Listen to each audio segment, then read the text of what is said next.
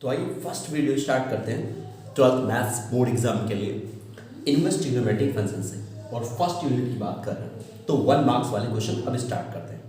तो 2010 से लेकर अब तक जितने बोर्ड एग्जाम में क्वेश्चन आ चुके हैं वो सारे क्वेश्चन हम यहाँ स्टडी करेंगे। ओके स्टूडेंट्स, तो आइए देखते हैं पहला क्वेश्चन। और ये जैसे कई सेट आता है, हर एक बोर्ड एग्जाम में कई सेट होते हैं, सेट 1, सेट 2, सेट 3, सेट 4। तो वैसे ये सारे क्वेश्चन है 1 मार्क्स के।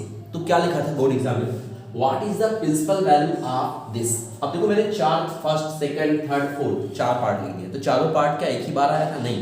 जैसे आ गया एक सेट में what is the principal value of this, फिर दूसरे सेट में क्या आ गया what is the principal value of this, तीसरे सेट में आ गया what is the principal value of this. तो ये चारों क्वेश्चन एक ही क्वेश्चन में नहीं थे, यानी ये 4 क्वेश्चन है, लेकिन मैंने एक जगह ही लिख दिया ताकि आपको समझ में आ रहा है। तो आइए स्टूडेंट, सबसे पहले इसके लिए हम एक रूल पढ़ लेते हैं। उस रूल को जब हम स्टडी कर लेंगे तभी इन क्वेश्चन को सॉल्व कर पाएंगे। तो वो रूल क्या है?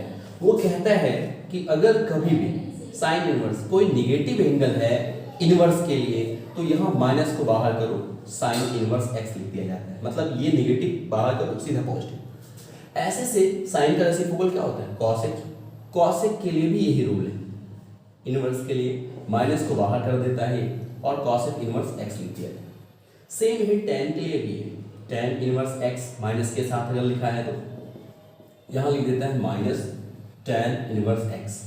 बट स्टूडेंट्स ये 3 के लिए तो ये रूल है, बट अदर 3 चीजें जो रेशियोज में होती हैं जैसे cos, cos inverse minus x, तो कहता है इसके लिए जो लिखना होगा हमें पाई, इस निगेटिव को खत्म करने के लिए pi minus of cos inverse x लिखना पड़ता है। कॉस का रेसिप्रोकल क्या होता है? होता है सेक। तो सेक के लिए भी यही काम करते हैं, अगर इस माइनस को खत्म करना है तो आगे पाई माइनस करना होगा और तब लिखना होगा सेक इनवर्स एक्स।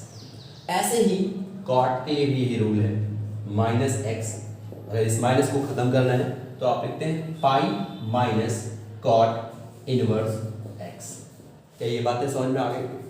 तो आ जाओ, मैंने कहा भाई ये 4 क्वेश्चन है बोर्ड एग्जाम में, तो एक एक किसी अलग अलग सेट में आया, तो आ जाओ पहले इसको सॉल्व करते हैं। ये क्या कह रहा था स्टूडेंट्स?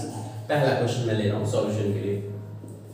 इसने कहा साइन इनवर्स माइनस रूट 3/2। तो माइनस को क्या कर दोगे? बाहर का रास्ता दिखाओ, और यहाँ हो गया साइन इनवर्स रूट 3/2।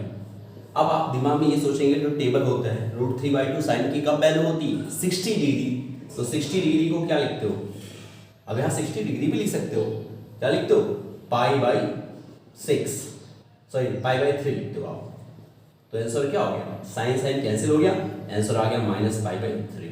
तो ये फर्स्ट का आपका सोल्यूशन हो गया। समझ में आ गया? ऐसे ही कॉस के लिए करोगे तब क्या करोगे? देखो ध्यान से, यहाँ कॉस तो निगेटिव है उसके साथ, तो निगेटिव को खत्म करने के लिए आगे क्या लिखते हो? Pi minus. तो देखो सेकंड वाले के लिए मैं कर रहा हूँ कॉस इनवर्स माइनस रूट 3/2। तो इस माइनस को खत्म करने के लिए क्या रूल बताता है? ये पाई आगे लिखते हो, फिर आप माइनस लिखते हो, अब ये निगेटिव खत्म हो जाती है, फिर लिखते हो कॉस इनवर्स रूट 3/2। समझ में आना? देखो मैं ये रूल फॉलो कर रहा हूँ निगेटिव को खत्म करने के लिए। अब रूट 3/2 कॉस किसकी वैल्यू होती है? 30 डिग्री की। तो आपने यहाँ लिखा पाई माइनस कॉस इनवर्स 30 होता है कॉस के लिए, तो कॉस 30 डिग्री भी लिख सकते हो, लेकिन रेडियन फॉर्मेट में लिखो यहाँ पाई/6। क्या ये कैंसिल हो गया? अब पाई में से जैसे ही माइनस करोगे पाई/6 तो क्या आएगा? 6 पाई माइनस, एलसीएम लोगे ना, 6 पाई माइनस पाई/6, तो आंसर क्या आ गया? 5 पाई/6। समझ में आ गया? अब सेम एज ऐसे देखो यहाँ सेक इनवर्स, ये भी ऐसे माइनस के लिए, तो पाई माइनस करके लिख लोगे। कॉट इनवर्स के लिए भी कर लोगे, या चलो एक क्वेश्चन और बता दे रहा हूँ, कॉट का बता दे रहा हूँ, 4th वाला ये वाला आप कर लोगे। ये कह रहा है कॉट इनवर्स माइनस रूट 3। तो देखो कौन सा रूल लगेगा? ये वाला, क्योंकि देखो 2 ही टाइप के क्वेश्चन होते हैं, एक तो ये तीनों के लिए, जब नेगेटिव हो तो वहां नेगेटिव निकाल दो, बाकी एक ही क्वेश्चन कि जब नेगेटिव हो निगेटिव खत्म करने के लिए पाई माइनस लिखते हो। तो दोनों टाइप के बता चुका हूँ, एक एक्स्ट्रा ये बता रहा हूँ। तो देखो यहाँ ये लिखा हुआ है, तो क्या करोगे? माइनस तो बाहर कर नहीं सकते, माइनस बाहर करने के लिए पाई लिखना पड़ेगा आपको। तो पाई माइनस कॉट इनवर्स √3। क्या यहाँ तक क्लियर हो गया?